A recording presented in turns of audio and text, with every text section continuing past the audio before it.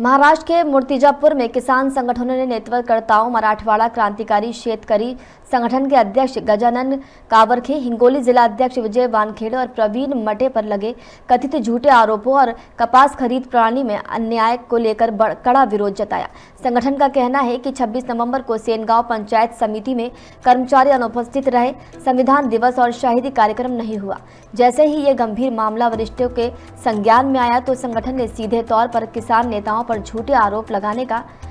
लगा दिया। वहीं सीसीआई के तहत चल रही कपास खरीद में अन्याय के खिलाफ भी संगठन आक्रामक हो गया। ये स्पष्ट चेतावनी दी गई कि वर्तमान में प्रति एकड़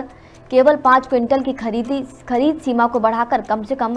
10 से 12 क्विंटल किया जाए। ऑनलाइन पंजीकरण में आ रही तकनीकी कठिनाइयों को तुरंत दूर किया जाए, वरना गंभीर जन आंदोलन शुरू किया जाएगा।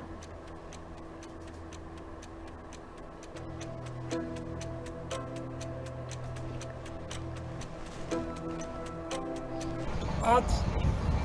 उपविभागीय अधिकारी येथे क्रांतिकारी शेतकरी संघटना अकोला जिल्हा मूर्तिजापूरच्या वतीने CCI जे कापूस खरेदी मागील वर्षी जे हेक्टरी 30 क्विंटल घेत होती, यावर्षी हेक्टरी 12 क्विंटल खरेदी करत आहे। त्यामुळे मागील वर्षी जे 30 क्विंटल खरेदी करत होती त्याच्याविषयी आम्ही निवेदन देण्यात आलेले आहे की यावर्षीसुद्धा हेक्टरी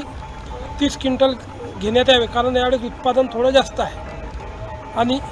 काही तांत्रिक अडचणी ज्या CCIच्या सेंटरवर येतात, जे गावापासून 3-4 किलोमीटर आहे, ते तिथल्या तिथे त्यांनी तांत्रिक अडचण दूर करून शेतकऱ्यांना त्रास देऊ नये,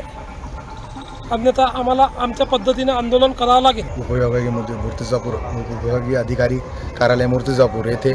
आम्ही क्रांतिकारी शेतकरी संघटनेच्या वतीने निवेदन देण्यात येते की क्रांतिकारी शेतकरी संघटना हिंगोली जिल्हाध्यक्ष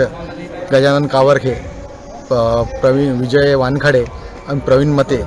हे क्रांतिकारी शेतकरी संघटनेचे कार्यकर्ते पंचायत समिती सेनगाव येथे गेले असता संविधान दिवसाच्या दिवशी काही कामानिमित्त त्या ऑफिसमध्ये व्हिडिओ नाही होते, कोणताही अधिकारी नाही होता उपस्थित।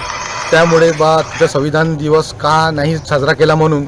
आणि शहीद जे 26/11 जे शहीद होते त्यांना आदरांजली वाहण्यात नाही आली म्हणून का नाही विचारण्यात आला प्रश्न, का हा प्रोग्राम साजरा करण्यात आला आणि कोणताही अधिकारी इथं उपस्थित काऊन नाही आहे।